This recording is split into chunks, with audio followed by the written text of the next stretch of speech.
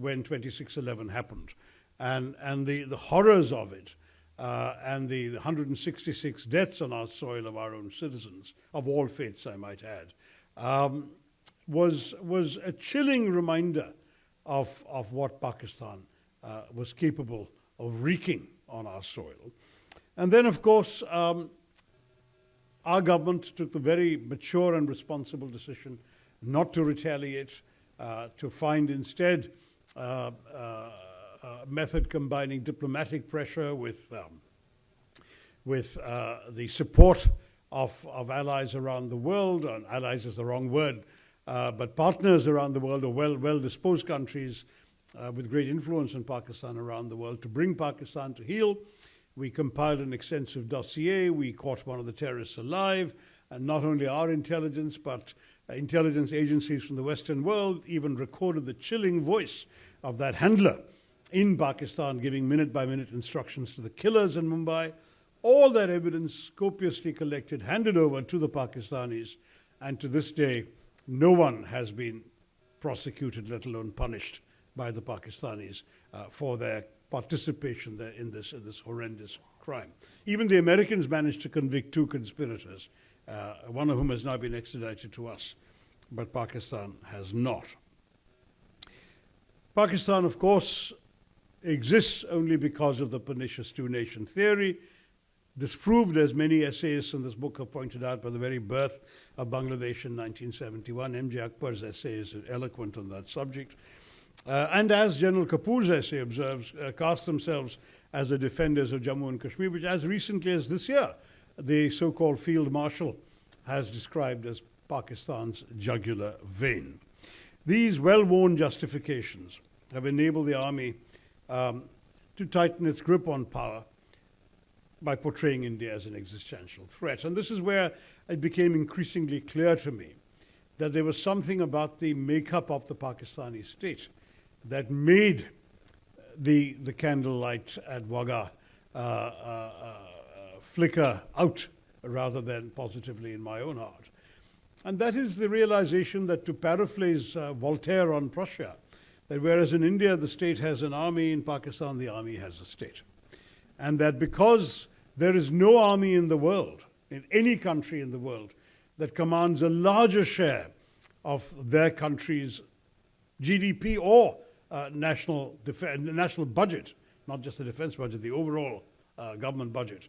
No army in the world controls as much as Pakistan does. The army's vested interest in maintaining its dominance is colossal.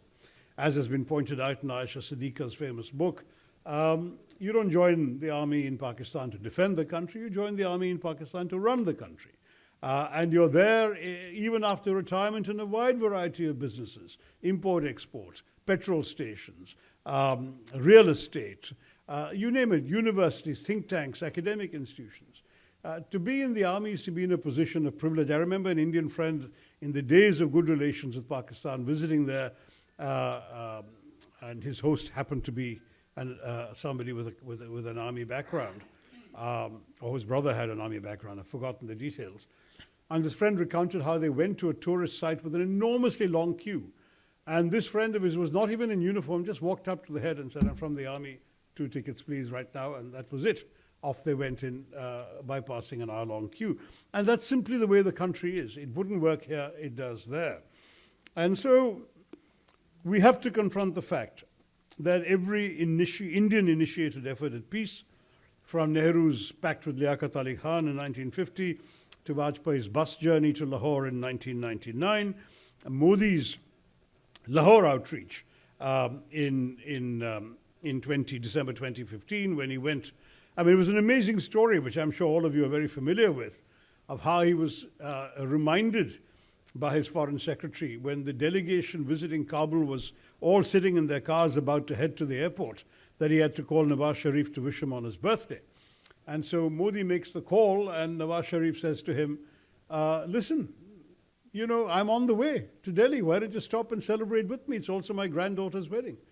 And Modi, in an impulsive moment, says yes, at a time, as I think D.C.A. Raghavan knows well, that the High Commissioner in Islamabad didn't even have time to get to the airport to receive his Prime Minister.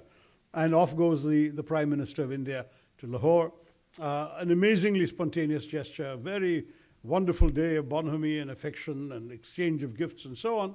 And 3 weeks later, what do we get? We get a terrorist attack on Pathankot. And our Prime Minister is so disbelieving that this could be possible that he calls Nawaz Sharif and invites Pakistan to participate in the investigation into that terrorist attack, still assuming a level of good faith. And to the horror of the Indian intelligence community, the Pakistan intelligence sends people to look at the Indian airbase firsthand, and then they go back to Pakistan and announce, so the Indians did it to themselves. That, I think, was the last straw. That was the sense of betrayal there was so colossal. The old intent articulated by a Pakistani general to bleed India to death by 1,000 cuts was clearly manifest. And though indeed, as one of our speakers today, I've forgotten which one, so forgive me, pointed out, there were fleeting signs of progress and gestures such as the 2021 ceasefire. Was it you, Amitabh, who pointed that out at a time when we had awkward relations with China? And they renewed their commitment to the 2003 ceasefire, which had been actually perhaps the best one we'd had for quite some time. Even though they did that in 2021, a change of personnel at the top of the army is all it took for Pahalgam to happen on April 22, 2025. And so at the end of the day, I don't think India had very much choice in how to react about all this. In my book, Pax Indica, which was published in 2012, I had warned that if there was ever another Mumbai, another attack of comparable impact with clear evidence of Pakistani complicity, that the restraint we had shown in 2008 might be impossible and all bets would be off. And indeed, that's exactly what happened. I didn't feel that any democratic government, least of all India, with all the record of betrayals by Pakistan, one after the other, could sit idle while a neighbor assaults its civilians and innocent holidaymakers with impunity. And that's why that warning found its response in Operation Sindoor. I mean, some of you may be aware that a couple of days after Pahalgam, I wrote an op-ed in the Indian Express advocating precisely this. The headline they gave, it was a good headline, was "Hit hard but hit smart." That is, hit hard because kinetic response was unavoidable. We simply could not afford to turn the other cheek. We cannot let them believe they can do this with impunity. At the same time, don't forget that development is our larger goal. We can't afford this to be seen as the first salvo in a protracted war. Therefore, hit smart, precise, calibrated, targeted attacks. And you can imagine my satisfaction and semi-disbelief, because I didn't realize that anybody in Delhi would be reading my op-ed, did exactly that. And Operation Sindoor a few weeks later followed, which is why I was such an enthusiastic supporter of it. It followed exactly the course of action I had advised in my op-ed just after Pahalgam. So, to my mind, with Balakot of 2019 and now Operation Sindoor, India has sent a very clear and unambiguous message that we would not hesitate to go to war if terrorism is unleashed in our soil in this manner. And I think the fact that we battered their defenses as much as we did, with the 11 air bases being struck, the significant demolition of facilities. There was a command and control center that was so badly damaged that subsequently it has been dismantled, as commercially available satellite pictures have demonstrated.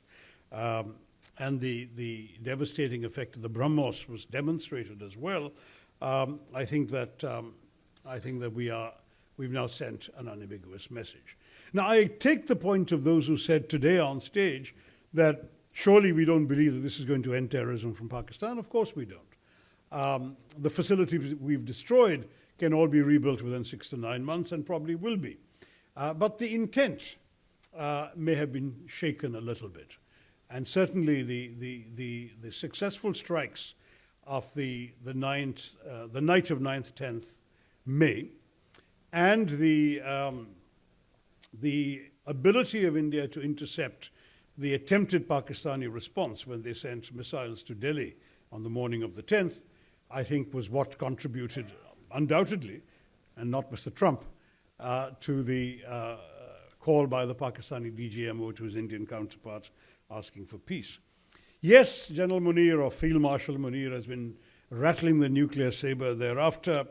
He has already announced in Washington that if Pakistan were attacked, they would take half the world with them.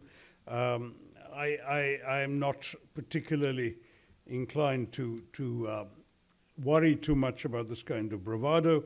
And I think, as Major General Mehta put it aptly in the first chapter of this book, it's merely one more confirmation that India-Pakistan relations are all snakes and no ladders, which I think is an apt way of putting it.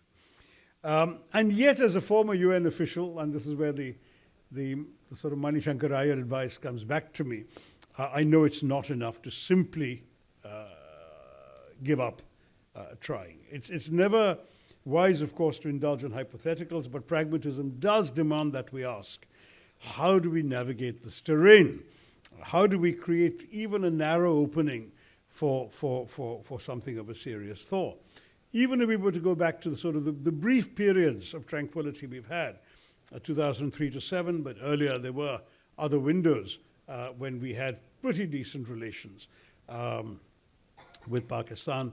I would even say the Zia years up to his assassination weren't that bad in terms of our relations. We were playing cricket with each other regularly, we were visiting each other, and so on and so forth.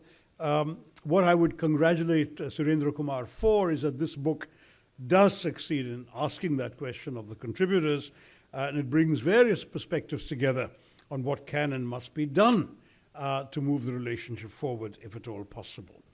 And I should stress that India has never said we are not open to normalizing relations with Pakistan.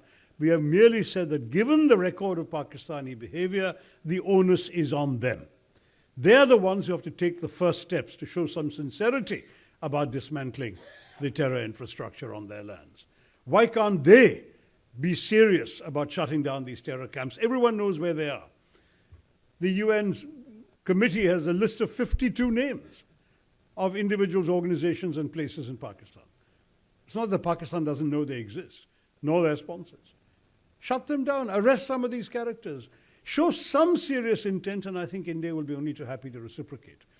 But in the absence of anything other than words, how do we take those words seriously when those words have been betrayed time and time again?